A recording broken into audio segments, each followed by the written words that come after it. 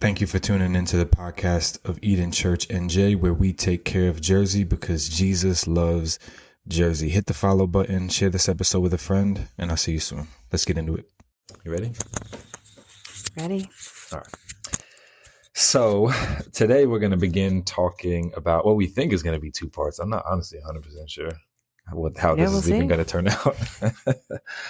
But this is a special edition episode entitled How Not to Plant a Church.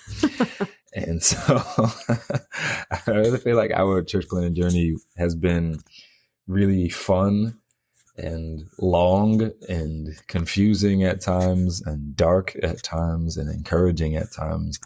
And I just think that if we shared it, I think we'll be encouraged, honestly, selfishly. But I think also it has the potential to encourage a bunch of other people to do a crazy thing that we think more people should be doing. Yeah. So yeah, I guess let's just kind of tee it up and go all the way back. Our church planting journey, funny enough, coincides with the same year as our dating journey. It goes all the way back to 2012. That's crazy. Which is now considered back in the day. I mean, there were R&B songs on like R&B Now, like back in the day. Are we that old now? That's crazy. From like 2012. I'm like, what? Anyway. So yeah, it goes back to 2012. And that year I became an elder in training at Aletheia Church in Harrisonburg, Virginia, where we both went to school and where you're from. And I remember just kind of not knowing what that really meant. I was joining a pastoral team for the first time, so to speak. And it was just like a weird time in my life because I had this tension of like, you know what? I don't really want to be in Virginia anymore. And I don't have many things holding me here except this maybe potential call to ministry. What does that even mean? I want to be a doctor anyway, like all this random stuff. And I just realized in that moment, like, I don't know, maybe I should give Virginia a few more weeks. And so I was graduating from college and just decided to stay a little bit and continue to explore some of the things people were calling me to. And yeah, then I kind of met Malia a few months later. I met you a few months later, and those were the best months of my life. You don't have to just say that because we're recording. Okay, all right. Thank you. Nah, but in all seriousness, I think in that way, again, our entire relationship has always included kind of uncovering a vision of ministry together, even though I don't think you wanted to ever be a pastor's wife or anything like that. No, that was not in the cards. Not on the bingo card, as people say. Wasn't planning on that. I wasn't surprised because I do come from a family of faith and ministers and missionaries. There's honestly some people in my family doing really amazing things for the Lord. That's true. But I didn't necessarily want that for myself. Which is interesting because I had just come back from doing a DTS discipleship training school with YWAM, Youth with a Mission. I have to remember to name these acronyms. Not everyone knows what this organization is. It's important. Yeah, I just got back from doing this 5 months, missionary training. They call it their discipleship training school. And was told that I had a mantle of worship and that I was going to be a leader and I was going to do these things. It's also a time where, there's a lot of people pouring into you and encouraging you in your faith as you walk and grow as a Christian. So I was kind of like, yeah, well, you're saying a lot of good things about everyone here. I didn't really know what that meant for my life, actually. But it was just funny that I came back and then immediately met you. And here we are, but that was a long time ago. So yeah, right. That was. And see, it's interesting how even though when we first met, that wasn't something you wanted, I think in a lot of ways you've propelled that vision. And I think honestly, it's like a note for our singles that might be tuning in. Like, guys should be looking for a female who propels vision between them, even if it's not something that they necessarily completely fully see in the beginning. Is that healthy to say? But I think also ladies need to be looking for a guy with vision. All right, you know what I'm saying? I think when Sara starts and Seneca starts getting out there later in life, when they're like 35. 35. It's older than me right now. But when they start, finding interest and things like that, I'm like, if this dude has no vision, don't bring him to my dinner table, bro. Like, just don't. He's gonna get embarrassed. But anyway, that's a tangent. Then I think, we fast forward. I feel like there were these periods in our journey where I wouldn't say we were coasting per se, but I don't know, I guess just to keep it about church planting, but it also is about us. We get married in 2014 and we were only engaged for 5 months or something like that, and got married in March of 2014. And we had our first child in March 2016. And I think that same year, 2016, was when this unshakable burden for ministry as an occupation began to really surface in my heart specifically. And I remember waking up every single day emotional and overcome by this simple thought: go home. I wrote poems about it. I wrote prayers about it. I would cry about it. That's big, y'all. If he was crying, then the Lord was speaking. Something was happening. My tear ducts don't really be working like that for real. It just was one of those seasons where there was this undeniable burden from God to come back to New Jersey. And I didn't even really know what that meant. And then in the middle of that, my lung collapsed. I was in the middle of doing all these interviews in Midtown and Jersey City and all this stuff, and had some late round stuff, and then my lung collapsed randomly. What did that feel like for you? Oh my gosh. I feel like I had just convinced you to maybe consider the idea of moving up north back home with me, and things seemed to be progressing in that direction. Neither of us were super comfortable with the idea. Yeah. And then my lung collapsed. Like, what was that like? That was crazy. Man,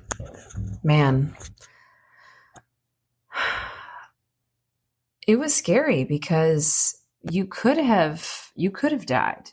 Like, just to put it plainly, the way that your lung collapsed, and it was the lung on your left side, if I'm thinking correctly, that could have pushed into your heart if we wouldn't have gotten to the hospital quick enough. So I feel like it just put my life and our family and what we want to do into perspective really quick.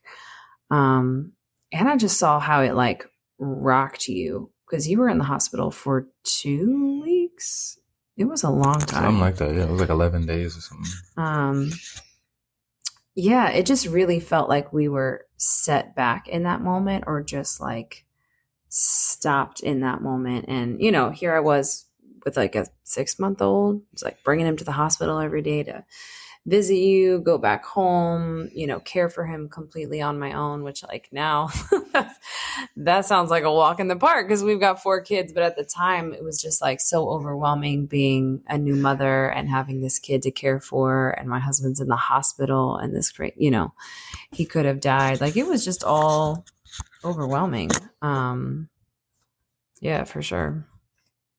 It was hard to see you like that. And then we had a 6-month-old, and then we decided to take our 7-month-old a month later and move to Hackensack, New Jersey with $200 in our bank account. That's nuts. $200 in the dream. Why? When you look back, like, why did we do that? Like, what do you think it was that made us make that really wise decision? I mean, obviously we were convinced that that's where we needed to be, and what God was telling you, and just, waking you up every morning with that on your heart. And I feel like I've always been that type of person who was along for the ride and excited for a new adventure. So I hadn't necessarily felt convinced personally by my Lord and Savior that this is where I was called to go. But I'm your wife. Like, I am called to be with you where you go. And I was just excited for the adventure. Certainly wasn't excited when we got to New Jersey and the apartment that we had been promised fell through, and I had to run around searching for a new place for us to stay while you started your new job. It was a rough start. That was unreal. I mean, I wish I could paint everyone a picture of what that was, but it's like, it was definitely, we moved and then like immediately our worst apartment story, which I think everybody in the greater New York City area needs a really crazy living situation story. It's almost a rite of passage to being able to call yourself a true New Yorker. So honestly, I don't know. I'm from here, so I don't know. Maybe you needed to go through that to not let me to call ourselves a New Yorker couple. But I don't know. I feel like that was just such like a dizzying moment in our lives. And like, when I think of the idea of like, why, I'm just like, one of this verse in 1 Corinthians comes to mind for me. 1 Corinthians 15:36. And it says, what you sow does not come to life unless it dies. And here's this thing, had been an elder, had trained and been on a pastoral team for 4.5 years up until that point already. And I started studying in various informal capacities, and like you and I are doing this thing. And it's like, I think that was the first moment for me.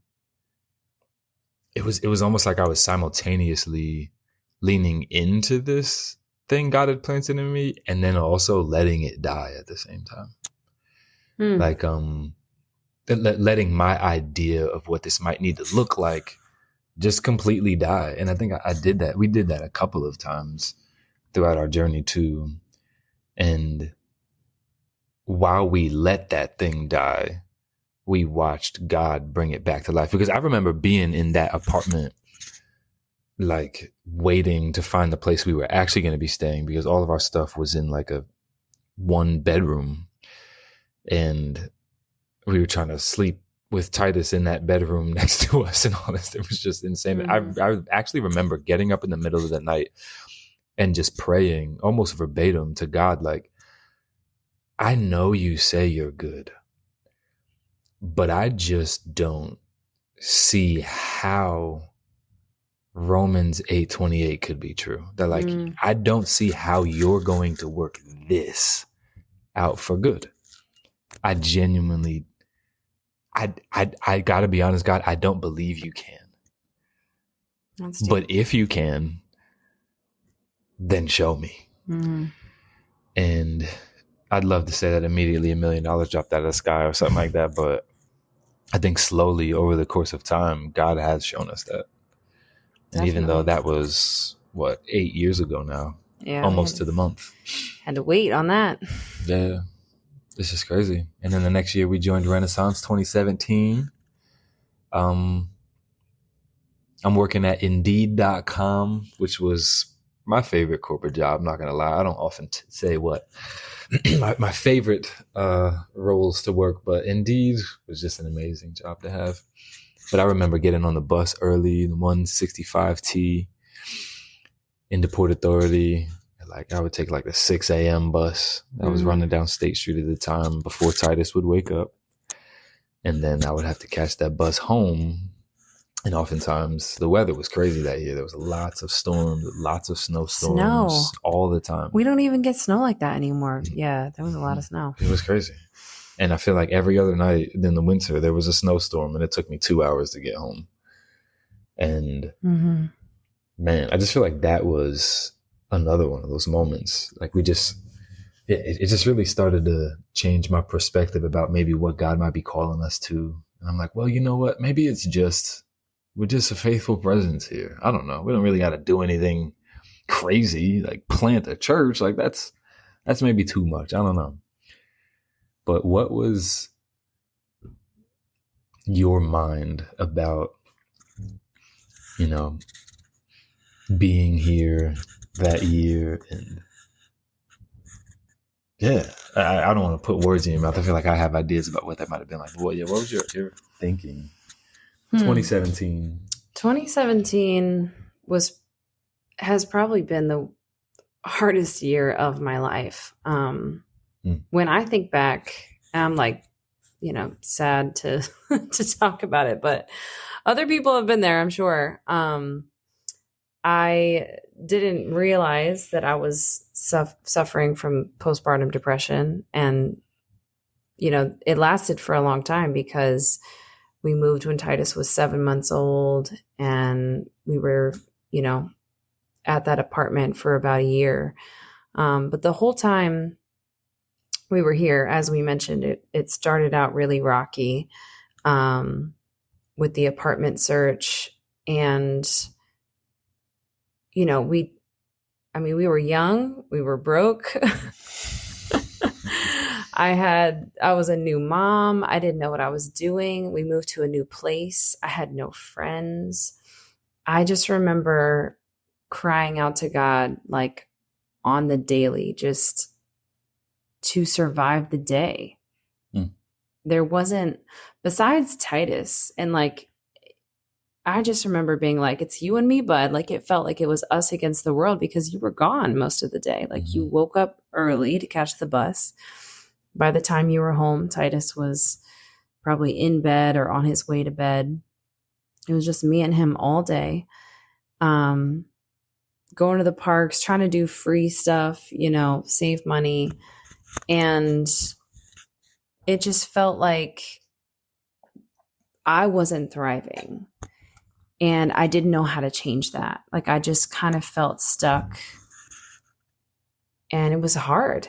I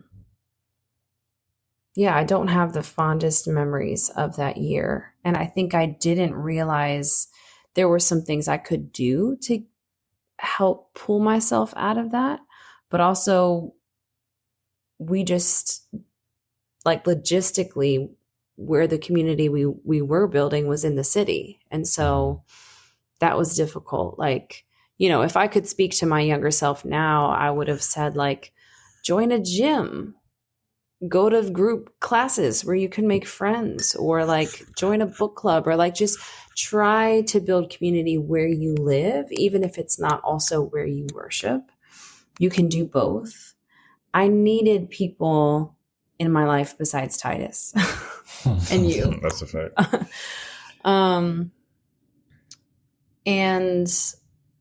Or like a mom's group, like other, women who just knew what I was going through. And we had come from Virginia with such a rich, thriving community, and we had amazing friendships and people we stayed in contact with from afar, but it just wasn't the same as having people to do life with where we were that year. It just was a very lonely year. And I think that also helped us with the decision to move into the city, because we realized we needed more time together as a family, and you were commuting so much, but also we were building this community, and like the friendships I was building with other women, they were in Harlem.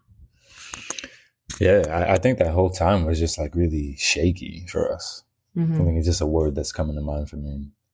It was really shaky. And I think it was shaky in multiple respects. Like, there was so much sadness that year, if we can just be real. But at the same time, there was also so much success. Like, we were beginning to make the most financially we had ever made together. And I began studying at RTS that year. And some things were opening, and even that in and of itself was a miracle, because our Reformed Theological Seminary's New York City campus had just started 2 years prior, before I had showed up. And I realized through a couple conversations that RTS was studying right next door to Indeed.com, like literally the very next block over. We were on 43rd and 6th, and then they were in the Hippodrome building, and then they were at on 44th 45th and 6th. And that was just crazy. Like that I could make those classes. And then not only that, they gave me like a 50% scholarship, and we wouldn't have been able to afford it otherwise. Yeah. And so just thinking about like some of the things that came through as well as we continued on this trajectory toward ministry, there were like some clear signs and lights that like God was providing, God was with us, but at the same time, there was just so much sadness that year. And then it was just a really shaky year for those reasons. And like I think that was one of the first years I started to realize that multiple things could be true at once. It was both true that I personally had the best financial year ever in my life, but my family was the saddest.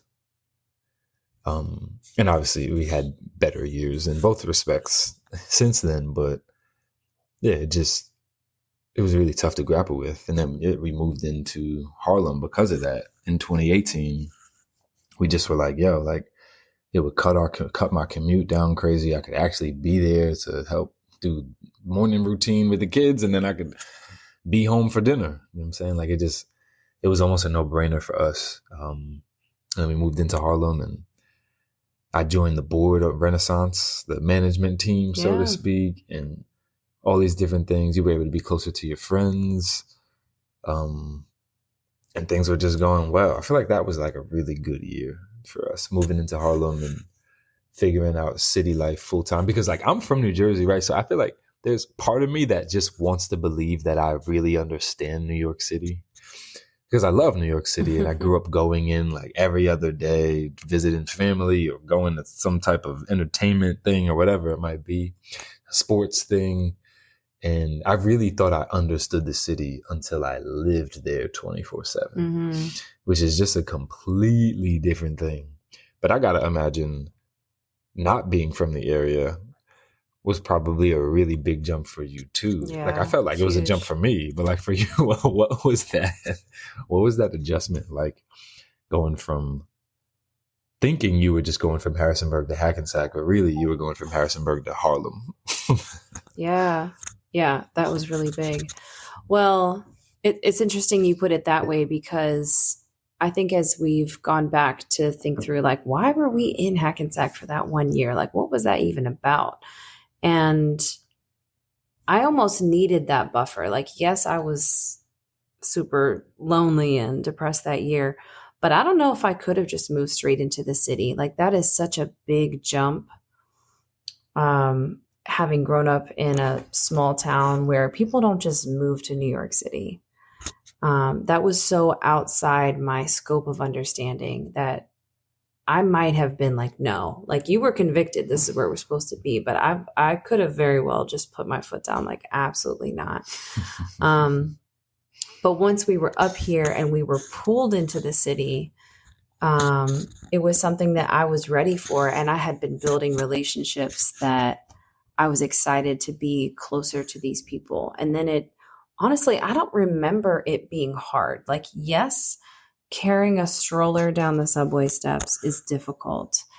Getting lost, going the wrong way on a train and having to get off and turn around and come back and feeling kind of stupid. Like, we all have those moments navigating the city. And they're like some more real difficult moments where I was worried for my safety, or like, the greatest city in the world. And the greatest city in the world. Right. We could go into some of those stories, but like, through it all, I was like excited to be in New York City and like ready. I feel like I almost needed to go through that to be really ready, to just explore the city. I mean, I feel like all over the city with the kids. There wasn't, a borough that I haven't traveled to, or I'm not gonna lie, we were everywhere with them kids, boy. That jogging stroller. I know. Have you seen it? No problem. I'll just carry this up 3 flights of steps. Sweat. The fact that we still have that jogging stroller that's like duct taped together. It's duct taped together on kid number 4 now. Crazy. That thing hit every street in Manhattan. For sure. That thing has been on so many. That thing has been on every train line in the whole city multiple times over. That's wild. I do love New York too for like its free programs for kids and just for families. Like there's so much to do. It's insane. Like just the free stuff, like free urban garden, like all these different, that free track program, free pools, free splash pads everywhere, libraries, museums. You can get into so many museums for free. For free. Or through the library, you can then get the free passes. Or oh my gosh. There's a lot to do. It's OD. Or just like randomly the parks department will put together like an animal program at your local park where you'll just show up and they'll have snakes and peregrine falcons. Yep. Kid could get his finger bit off. It's a fun time. It's a wild time. The greatest city in the world. And then we move on. I joined. I love New York. And yeah, that's exactly why I want to retire in New Jersey. And then we're close to the greatest city in the world. But honestly, we love Jersey as well. But yeah, so I think about then I joined the board the board of Renaissance we're talking about. And that was really, I think, I don't know. I almost wish I had asked Jordan why he asked me before we were speaking now, because I don't really know what made him ask me. Other than that, we had met Jordan and Jess, which we forgot to mention, back in 2015, before this right before this unshakable burden began to really shake us.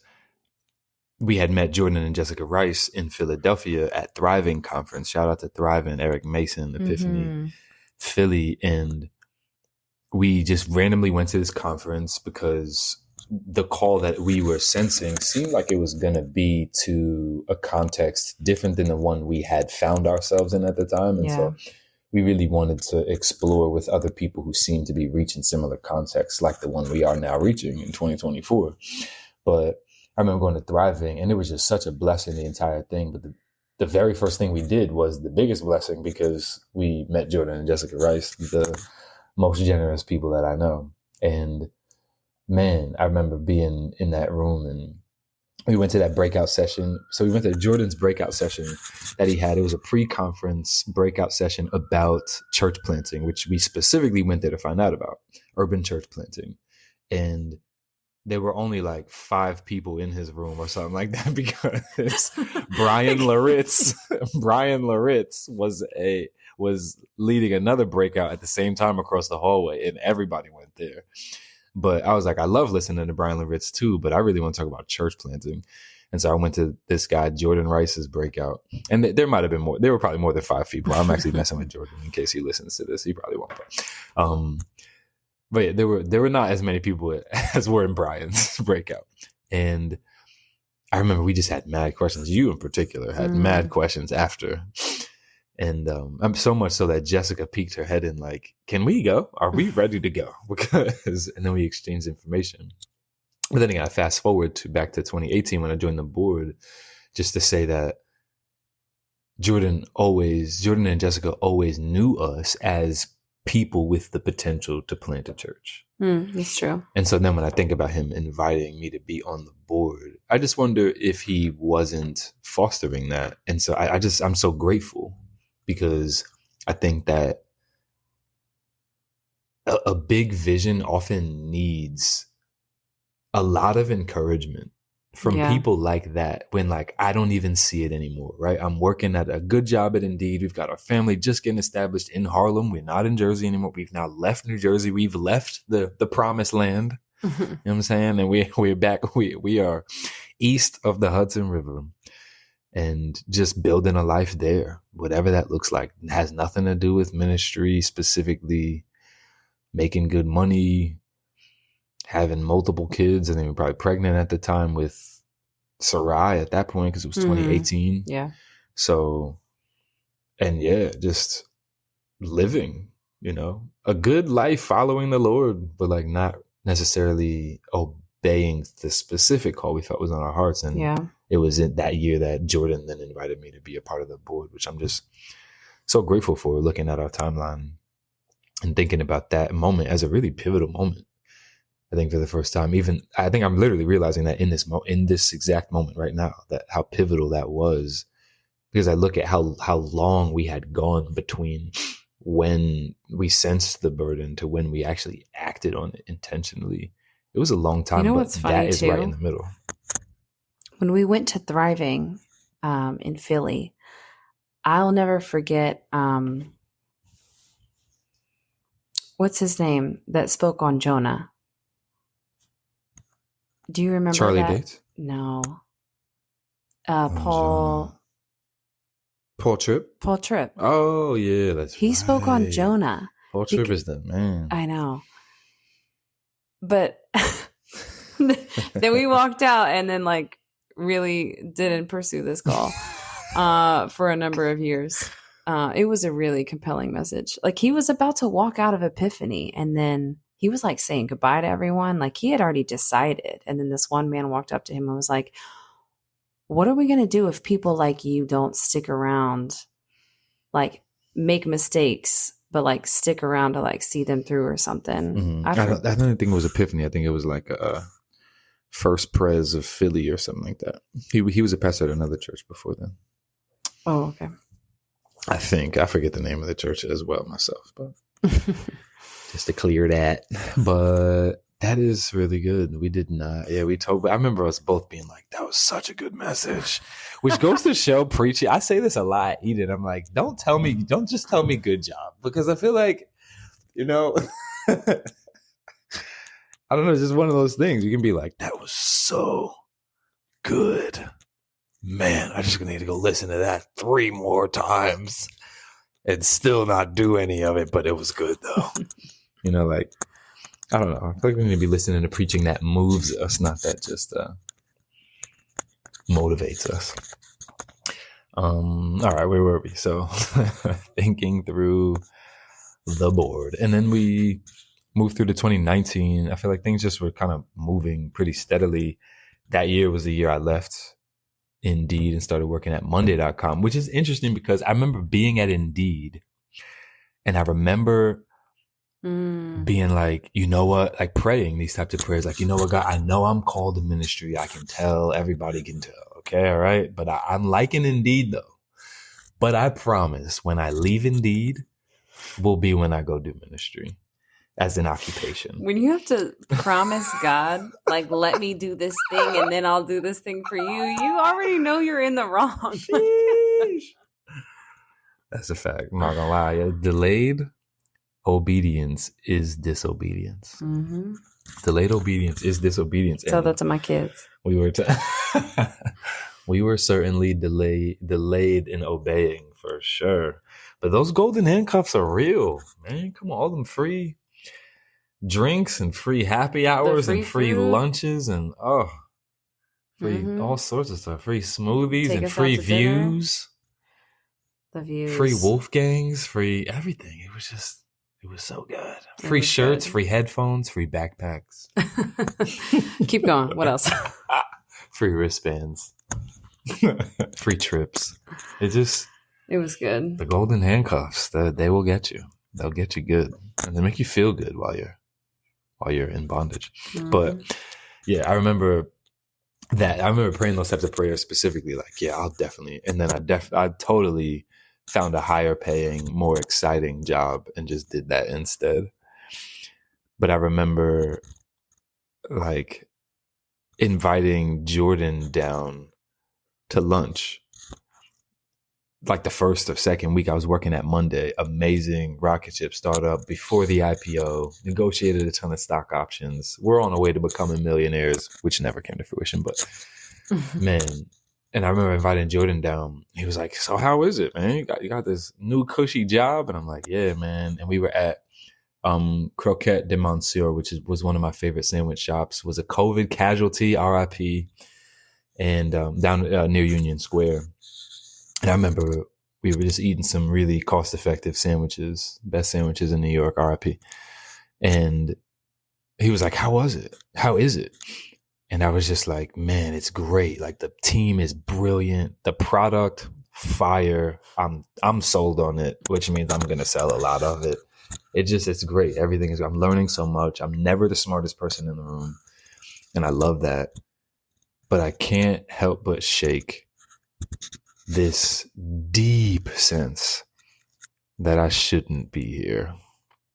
And it's kind of like catching this big haul of fish, but then being called to follow the Lord elsewhere. And it was just a weird time. And then at the same time, you were starting to lead moms groups and stuff like that. Do you remember that? Yeah. Yeah, of course I remember thriving, that. But it just, there was a lot about it that just felt still disobedient, kind of what you were talking about. Yeah, I was doing moms groups. I was loving living in the city. I feel like I could have stayed there a long time. I mean, we moved out here before we knew we were pregnant with number 4. And as people in the city know, kids in the city is hard. And the more kids you have in the city, I think the harder it gets logistically. I was willing to tough it out, but I think my dream and hope had always been for something that looked a little bit more suburban. Yeah. That's good, yeah. And then I think we can kind of, these next few years, 2020, we actually went to Jamaica for our anniversary the day that the lockdown happened for COVID, March 2020. And I remember landing in Jamaica and getting texts from my family and friends like, yo, they just shut down the border. Wait, didn't y'all go to Jamaica? Y'all not going to be able to come back. And all this stuff. And it was like the best trip ever, but for the saddest reason ever, because no one was on the island. We were going to like the best restaurants in all of Negril. And it was just us and like one other couple or something like that. Like it was incredible, but also like, I wonder what real life is going to be like when we go back. We had this whole swimming cove and all this stuff. It was amazing. But I remember in that year in particular, though, that idea of like, it no longer was success and sadness, but it moved to like thriving and tension. Like, I think we were really thriving, right? We had, again, Monday, great pay, but then this huge burden just growing and growing. I'm halfway through my seminary degree, and that was when we decided that I would leave the corporate world and start working at church. This role that I had helped open at Renaissance Church as an executive pastor, I had helped Jordan open the role, and it stayed open for over a year. And I think it wasn't until COVID when this big need started to become so obvious in our neighborhood and even on our very block, 133rd Street, just started to become so obvious. And I just couldn't shake it anymore. Yeah. And I think it even well, and remember, that's when we also went through the church planting assessment. And so, right. I think what you're getting at is with COVID and Breonna Taylor and like just all the police brutality conversations that were starting to come out and become part of our like mainstream culture and conversations in the news. There's marches happening all over New York. I think that your heart was just stirred up again. Like, here I am at this tech job and I'm like, people are hurting. Like, I'm hurting. We're all wrestling through these difficult conversations with families and friends. And you're like, you know, deleting your second cousin twice removed on Facebook who's saying something crazy. Like, it was just a crazy time. And I think you started to realize, you know, this job is great, but this is not what the people need. This is not where I'm really supposed to be. It just like hits you harder. And so that's when we decided to do a church planting assessment. And we started looking at houses out here in Jersey. Like, we thought about moving at that time. Yeah. Do you want to talk about the assessment? What that was like? Right. We took an assessment, our first of 4 assessments we've taken. Done so much. And that one was with Stadia in partnership with Orchard Group, but only lightly. think really it was a Stadia run assessment that Orchard Group was kind of sitting in on, because they were helping us assess whether or not I should take this job at Renaissance or whether we should just jump into church planting. And that assessment was wild, because it was online. It was 100% online, which is not a normal assessment. So it was like 3 days of us just on a laptop in our bedroom while somebody watched our 2 kids in our 900 square foot apartment for like 8 hours each day or something crazy like that. And I like took off of work. Shout out to Rachel. She was the best. Wow, Rachel. Yeah, shout out to Rachel. She was really incredible. And yeah, Rachel was with the kids all day. And we just went through so much stuff. And I mean, shout out to Stadia. They were doing the best they could, like anyone else, trying to not slap together, but like try their best to put together a full out spiritual colonoscopy on a group of people. That's what it was. Online. But yeah, which is what an assessment is for those of you listening. We'll talk more about this probably in our part 2, but an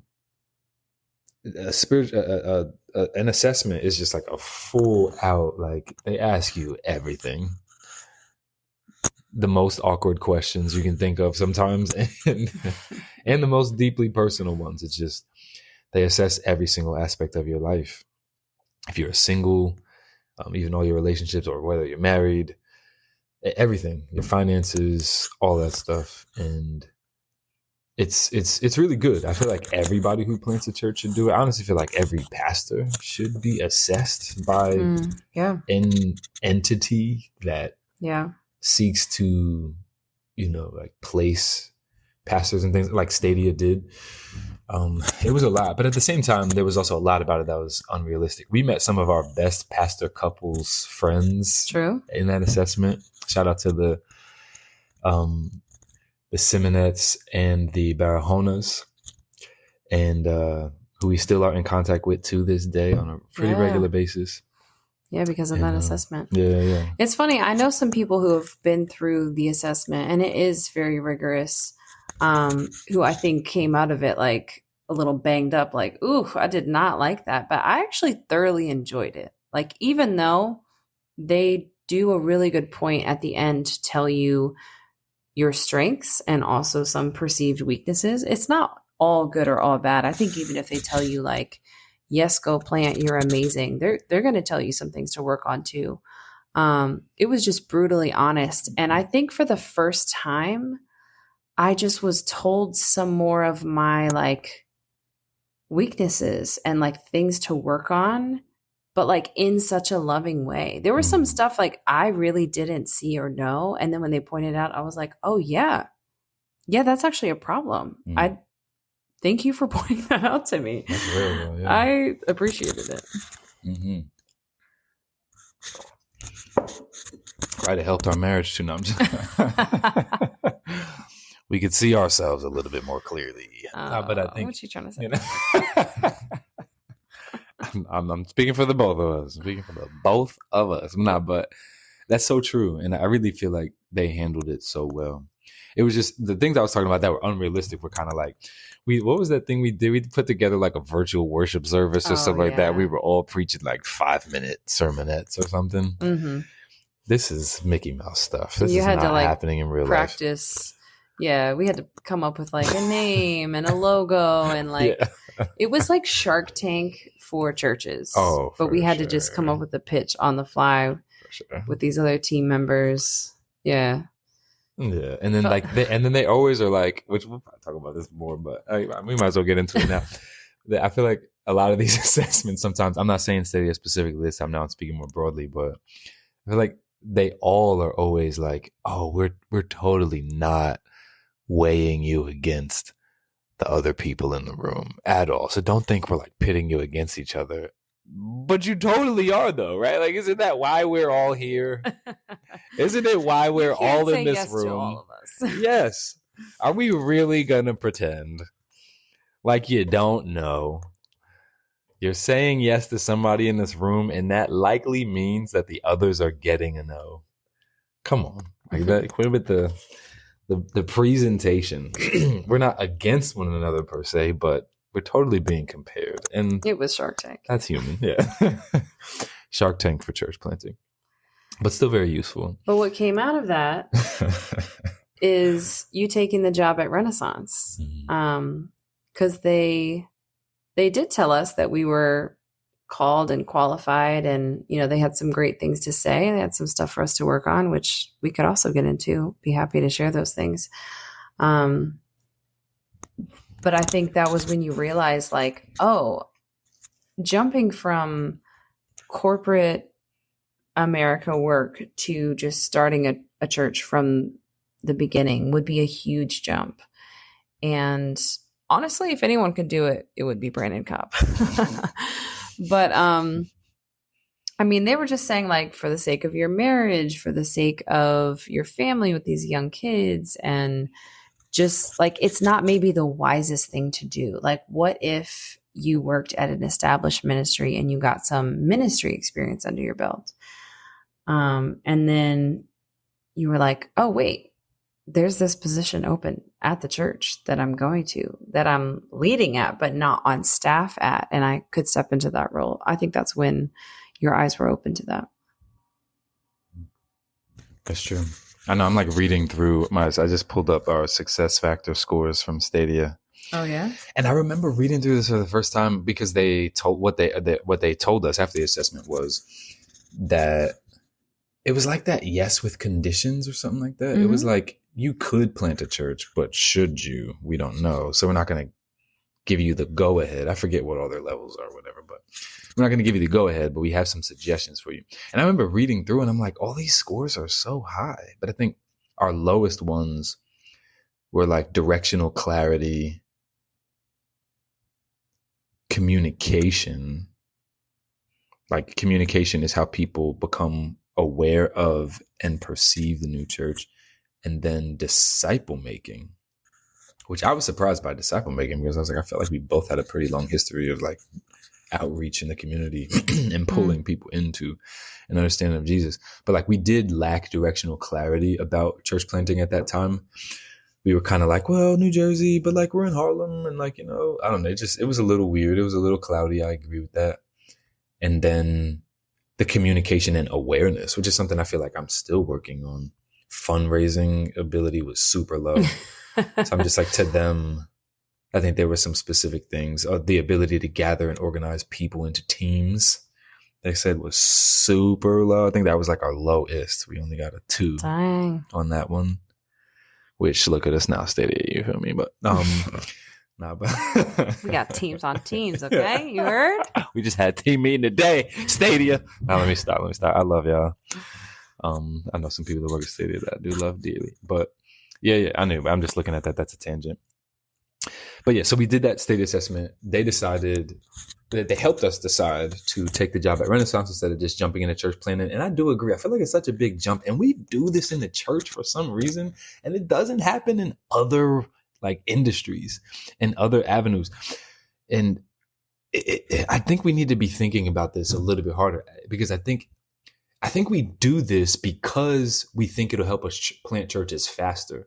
But really, I think it's like preventing a certain type of person from planting a church.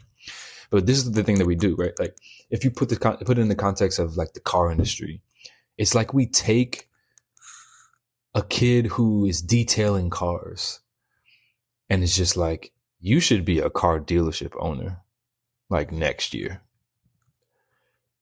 And that kid is dumb enough to be like, you know what? You're right. Do you have money for me to buy a car dealership? And they're like, yeah, and I'll give it to you. And then we just do it. And it's like, wait, no, that's not how that's supposed to go. Typically, if the kid is detailing and wants to do that one day, he's got to work his way up. He's going to take a sales job, and he's going to work up to sales manager, learn the ins and outs, learn the systems, learn all the things, then maybe take a GM job at a location. Okay. And then like maybe now he's ready to own his own dealership. And I think too often we just jump straight from detailing to owner. And obviously no one owns the church but God himself. But I just put that in the context of the church. I think we just too often, it's just like Bible degree, church planter. Mm. And I'm like, we got to have a better system, because I think it helps other people who didn't just like grow up with all the church badges on their belt, singing all the nursery rhymes, just feeling ready to plant a church just because it's like the thing to do. Yeah. But if we have a better system to help people who might not already be there, or might not already be dumb enough to think that they should plant a church, I think it would actually help us plant more churches. Anyway, let's speed through the next and land the plane here. I think then 2020, 2022, I'm thinking that like we're coasting, honestly, over those couple years, and we're doing well. You know, Renaissance is going well. Mm-hmm. It's growing. People are happy.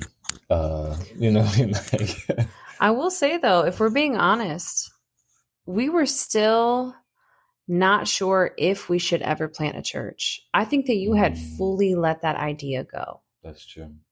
I remember you saying like, what if God put that on my heart and we moved up here really just because I was supposed to be the executive pastor of Renaissance Church? I could see myself doing this for 10 years. So true. I mean, I'm glad that in a sense you didn't always feel like I should be somewhere else. I should be somewhere else. Because I think it would have maybe been hard for you to be present and do a good job where you were. So maybe there's like the gift or the reason in that. I mean, we don't really know. But we really, I mean, it's been such a long time since that call so strongly was put on your heart. Like, what, 10 years? 12? It's been a minute. Years ago. And yeah, there were just, I can remember countless conversations where we flip-flop back and forth. Like, should we plant a church? Will we ever? Maybe. Like, yes, I think, but we don't know when. Actually, no, not at all. I don't even think I want to do that anymore. And I just remember like we really did love being at Renaissance. I haven't even mentioned yet, but I was singing on the worship team through this whole time, serving there and really loving that. Our kids were thriving there, making lots of friends. They loved to go on Sundays. Yeah, it was a thriving community. And I think that you did great work there as an executive pastor too. We weren't just coasting, but like you were working hard, babe. No, that's true. And so, yeah, I just remember that like there were times that we lost sight of the fact that this was even something that we were supposed to be working towards. It makes me think of that verse I mentioned earlier. Maybe that was where I mentioned it. 1 Corinthians 15:36. I'll read the whole thing this time. Paul says, "You fool," which he'd be talking crazy, bro. Paul, "You fool, what you sow does not come to life unless it dies." And therein lies this idea that God intended to birth something through us, yet not without a willingness for us to bury that thing. Because the issue is, if we are not willing to bury that thing, is it possible then that we would exalt that thing above him, above the caller himself? Yeah. And yet we almost needed to be willing. Like the way you see, I love New Jersey, it could totally be an idol in my life. You know what I mean? Like, and I think if it weren't for God putting us in a position where we were willing to let ministry in New Jersey go completely, I don't know that we would have had a healthy heart posture toward church planting in New Jersey. And I think it would have been too much pride in it. And it makes me think about Jesus himself, the true vine, grown out of death. And then how we also are called to walk in stride with Christ as ones who are buried and yet still live.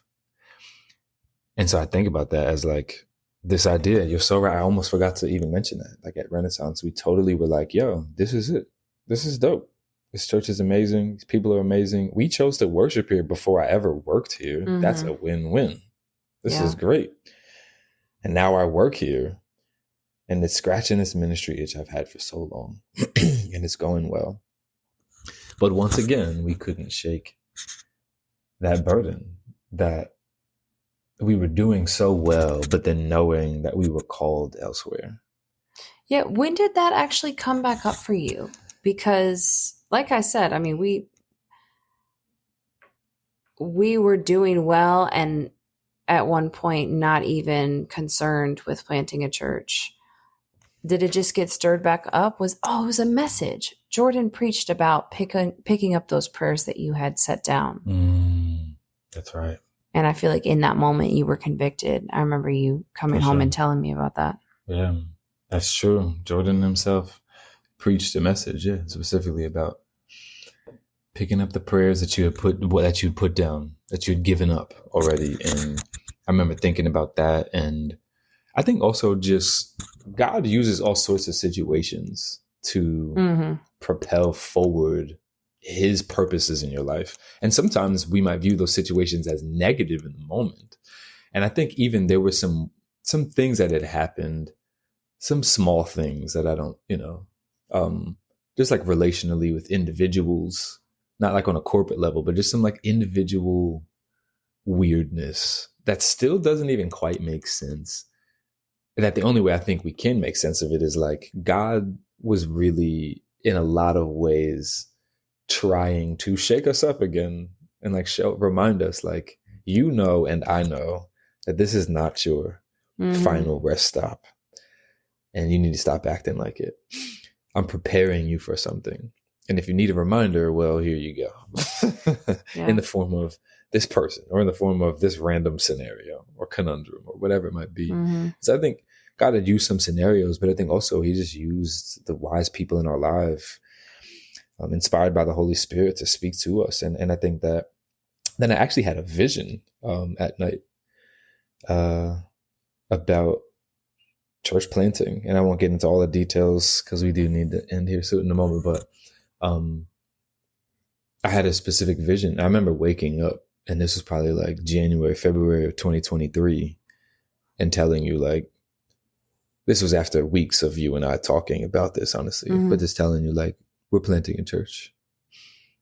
It's decided. Yeah, you were like decided. I remember that. We're planting a church. And then I remember in February, I think I mentioned it to Jordan and Lester for the first time, that I decided that you and I are going to plant a church. And then what was crazy was like that week, Nick Parsons, the recruiter at Orchard Group, happened to be coming to New York. And so we met that following week, which I was not expecting, which is so interesting because I feel like anytime we finally firmly stepped foot in the direction God was always pointing us toward, it almost felt like he was like, finally, and like would shove us in the back and he'd be like, chill, God, chill. God, chill. I am going, bro.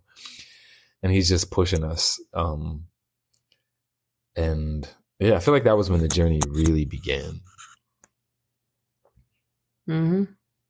But maybe we should end it there and save the rest for next time. Yeah, sounds good. There's definitely more to talk about.